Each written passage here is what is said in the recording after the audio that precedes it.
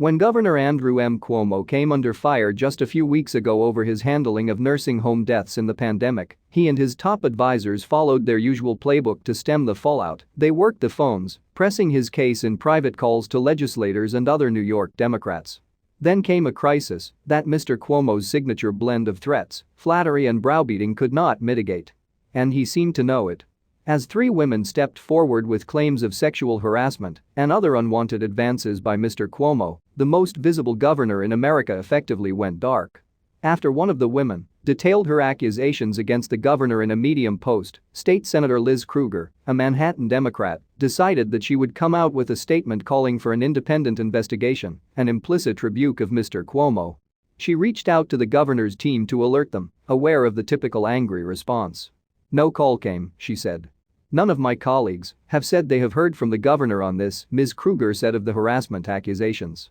At the greatest moment of political peril for Mr. Cuomo in his decade in power, interviews with nearly 24 Democratic lawmakers, strategists and Albany veterans paint a portrait of a governor who is increasingly isolated.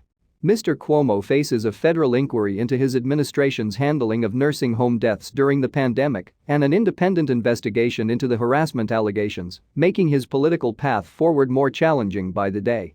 On Friday, the state legislature, which is controlled by Democrats, passed legislation to significantly curtail Mr. Cuomo's vast emergency powers.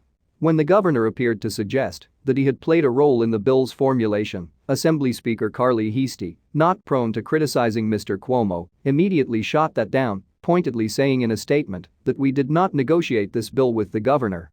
Other lawmakers on Friday escalated their calls to reprimand the governor, demanding investigations, impeachment proceedings and even resignations after the New York Times reported that his administration had rewritten a report to obscure the full extent of nursing home deaths.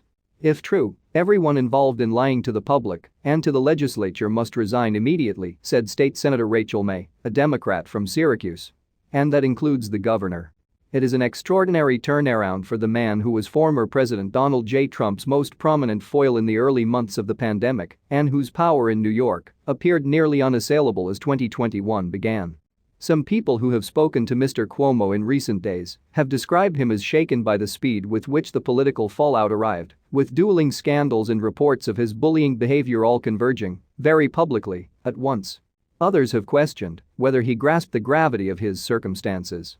But the rapidly unfurling crises, they said, have been especially challenging for a governor who has always sought to be in control. Now he is at the whims of often fickle public opinion, fuming legislators and investigations.